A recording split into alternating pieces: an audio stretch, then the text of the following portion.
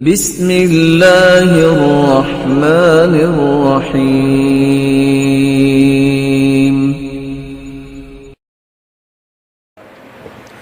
چھٹا کام رسول اکرم صلی اللہ علیہ وسلم کا طریقہ مبارک تھا۔ کان یعتکف العشر الاواخر من رمضان حتی توفاہ اللہ ثم اعتکف ازواجہ من بعدی۔ آپ ہر سال اعتکاف کیا کرتے اور اس کے بعد پھر آپ کی بیویوں نے بھی اعتکاف کیا۔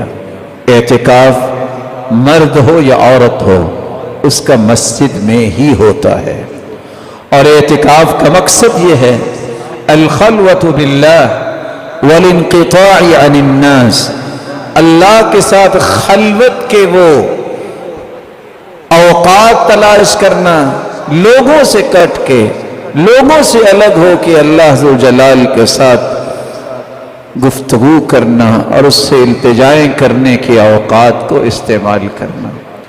رسول اکرم صلی اللہ علیہ وآلہ وسلم پر قرآن نازل ہوا وَأَنْتُمْ عَاكِفُونَ فِي الْمَسَاجِدِ، مسجدوں میں اعتکاف ہوتا ہے۔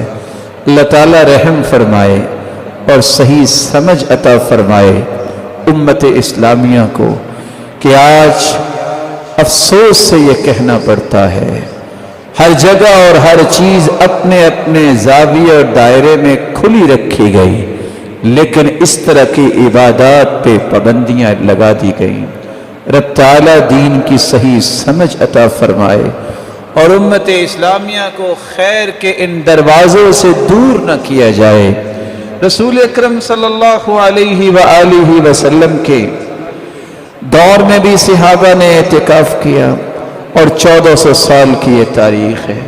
عورتوں کو بھی اعتکاف کرنا چاہیے، اور اللہ کے رسول صلی اللہ علیہ وسلم کی بیویوں نے بھی اعتکاف کیا، لیکن یہ بات یاد رہنی چاہیے اعتکاف مسجد میں ہوتی ہے، نہ کہ اعتکاف گھروں میں ہوتی ہے، جس طرح کے بعض لوگ کہہ کے دین کے اس مسئلے کو بھی بگاڑنے کی کوشش کرتے ہیں۔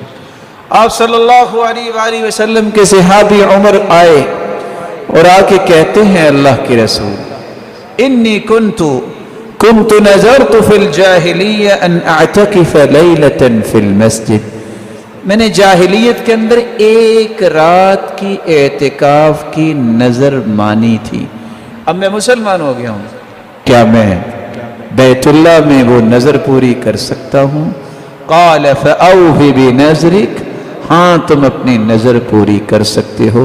تو اعتکاف 10 دن کا بھی ہوتا ہے، اعتکاف ایک رات کا بھی ہو سکتا ہے، لیکن ہوگا مسجد کے اندر۔ اللہ ذوالجلال ہمیں اس بات کی بھی توفیق عطا فرمائے۔ یا ایھا الانسان ما غرک بربک الکریم۔